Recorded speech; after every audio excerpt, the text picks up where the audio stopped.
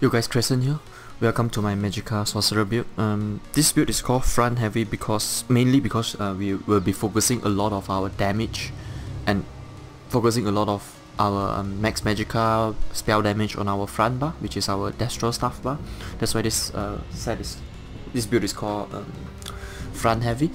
And talking about Magicka Sorcerer, this patch, they are really strong. I would say I would almost put it as the strongest solo class, but there's a set that kind of ruins it. It's called slots. So with slot in the game, I would say maybe Stamina Warden and Stamina Nightblade is slightly better than Magicka Sorcerer, but nevertheless Magicka Sorcerer is still really powerful.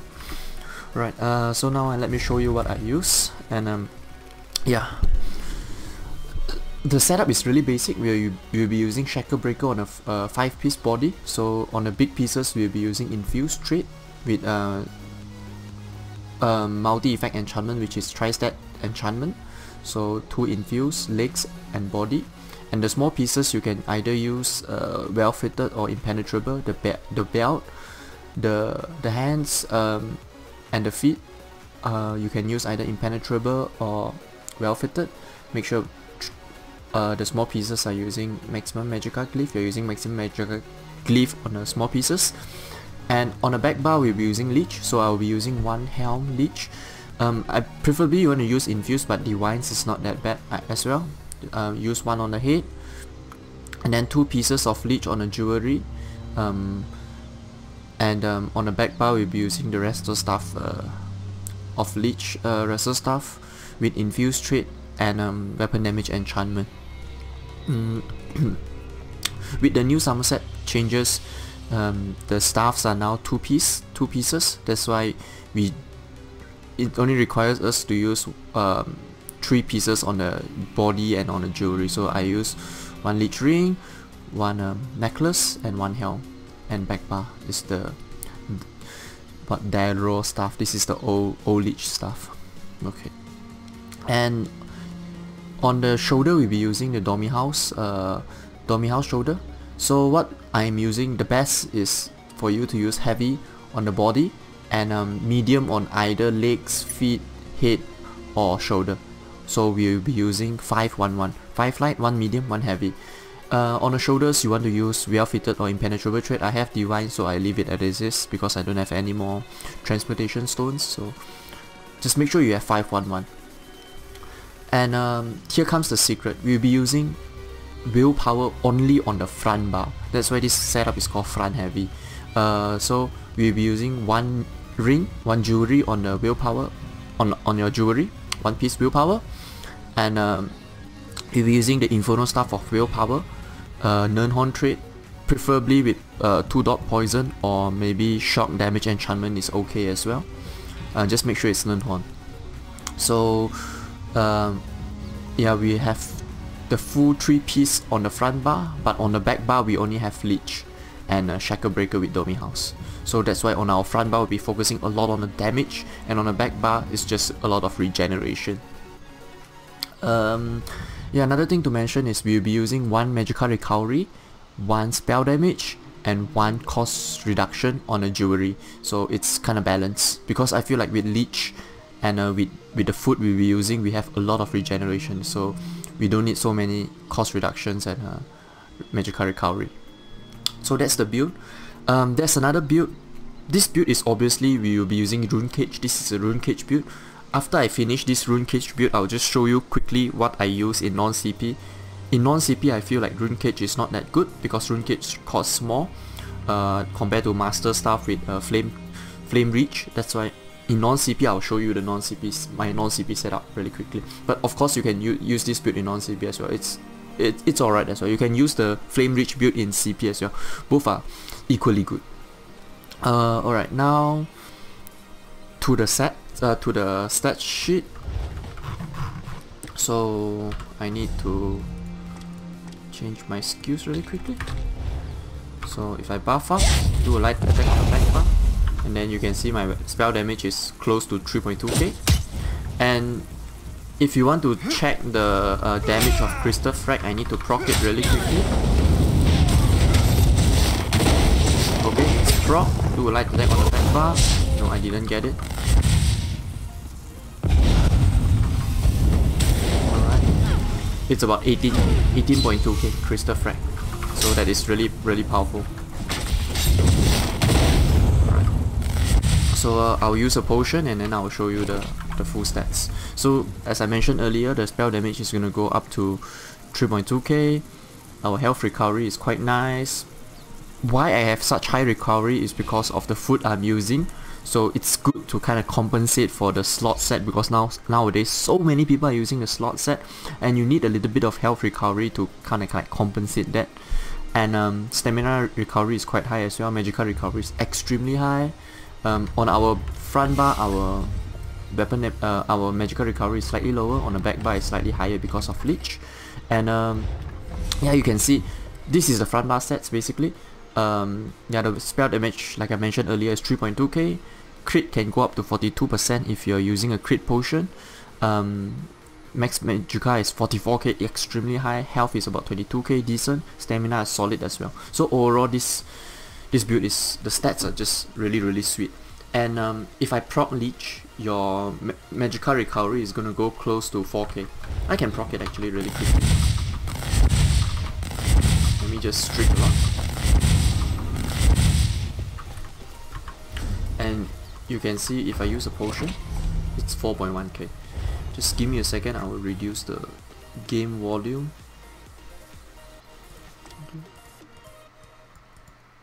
Alright, now should be better. So yeah, overall the stats is just extremely high.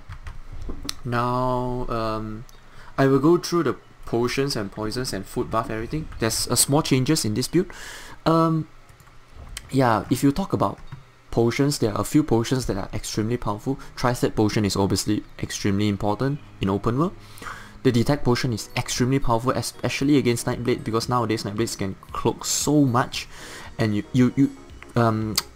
what you call it, curse is just not enough to detect them. So I feel like detection potion is extremely good. Invincible potion is just to get away from Zergs, and spell power potion is for you to go full offensive, especially if you are not slotting a skill like crit search. I'll show you really quickly. Power search, if you're not slotting something like power search or crit search, I feel like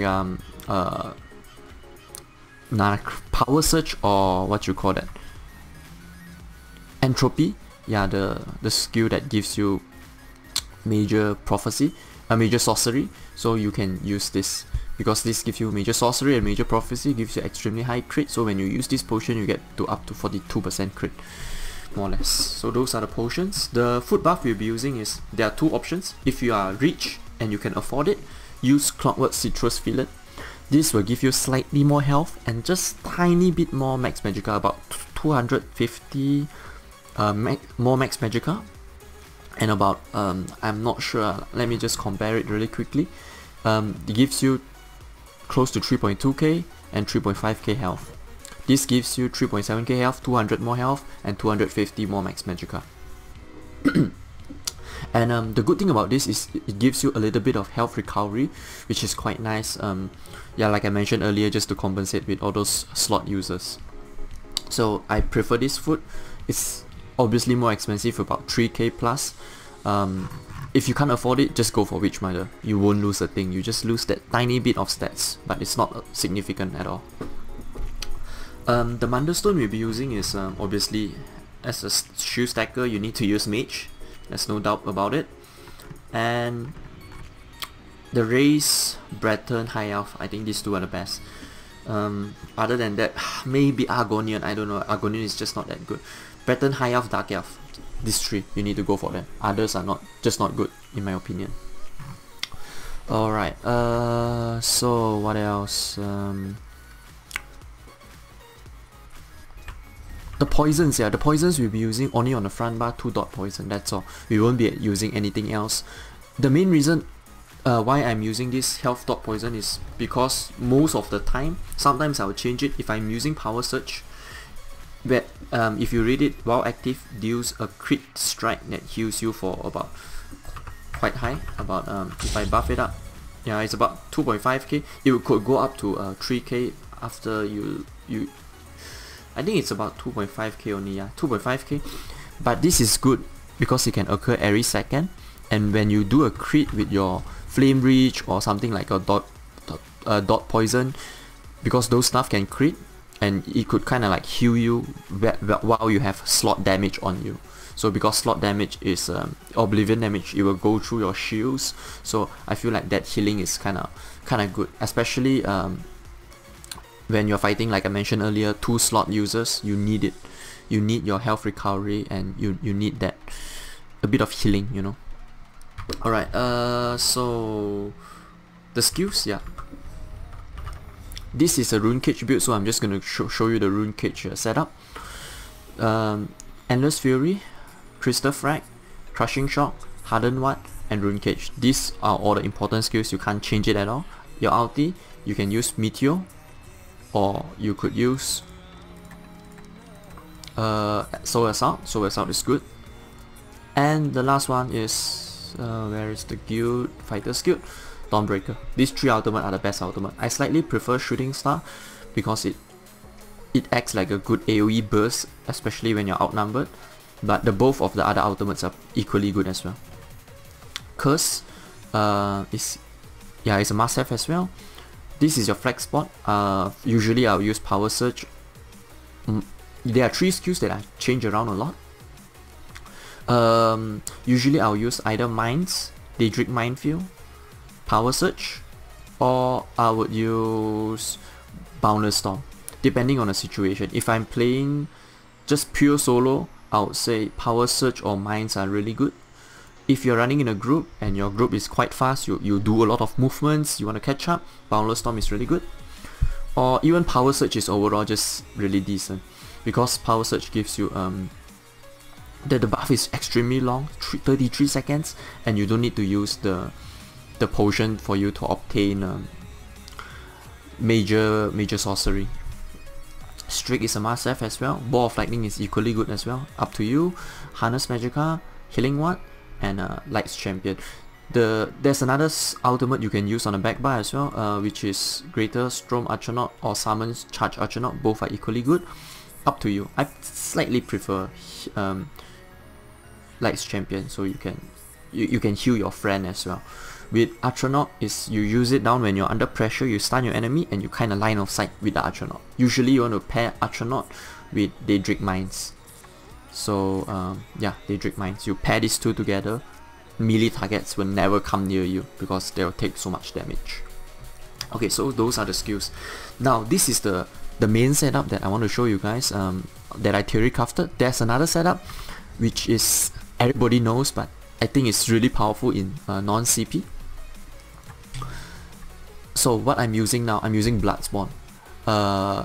Like usual, 1 piece medium and 1 piece light Bloodspawn.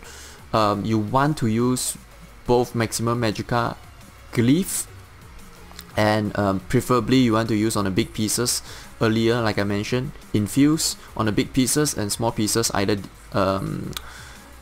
well fitted or impenetrable. On the body it's more or less the same, Shackle Breaker. 1 heavy on the body, and then everything else is light, and 1 heavy, 1 medium helm. So we are running 5-1-1 as well. So those are the body pieces. And on the, like usual, on the back bar we'll be using Leech, but this time we'll be using 3 jewelry Leech. So 1 cost reduction, 1 spell damage Leech, and 1 Magicka recovery necklace. So 3 pieces of Leech on the jewelry, and on the back bar Leech. And since this is a flame reach build, so we're using Master Inferno stuff. Nirnhorn or Sharpen, both are equally good, and pair that up with damage sorry, damage, health, poison. So this is the what you call that, the flame reach setup. The stats is slightly lower, but you get Bloodspawn, which is extremely powerful. I cannot mention it. It gives you so much defensive and offensive opportunities, because as a sword you don't have any passives that gives you you know, a lot of ulti regen, not like a DK, you know, not like a Nightblade that when you use potion you get 20%. It's just what you get is cost reduction for your ultimate. That's what swords get. So if you pair that up with Bloodspawn, you can use your ultimate so much more. So that's why I kind of like Bloodspawn on a Sorcerer.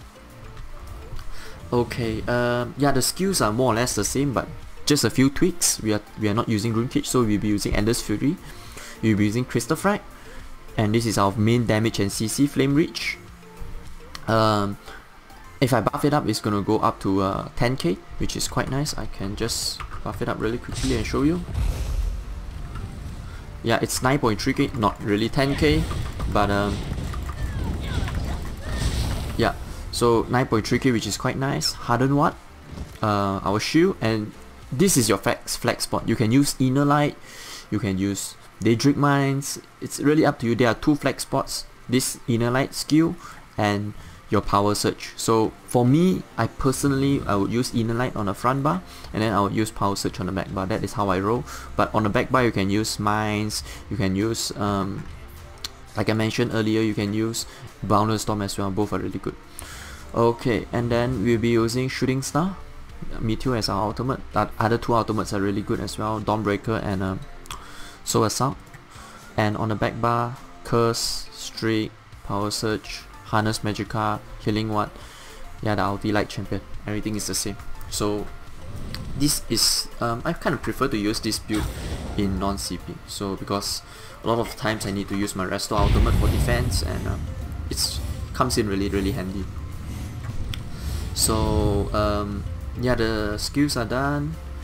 Potions, yeah, the poisons potions are more or less the same for this setup, and I'll go through the CP now. CP Siphoner 19, 51 Warlord. I put 3 into Sprinter, 75 Arcanist, 23 Tenacity, 66 Tumbling, 13 Shadow Watt, 51 Elfborn, 49 Elemental Expert, 28 Spell Erosion, 31 Shattering Blows, 19 Staff Expert, 72 Master at Arms.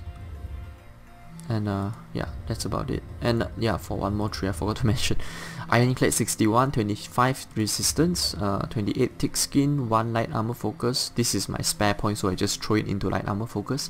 27 Hardy, 27 Elemental Defender, 81 Bastion. Yeah, so that's a CP. What else do I need to mention? Yeah, the combos on...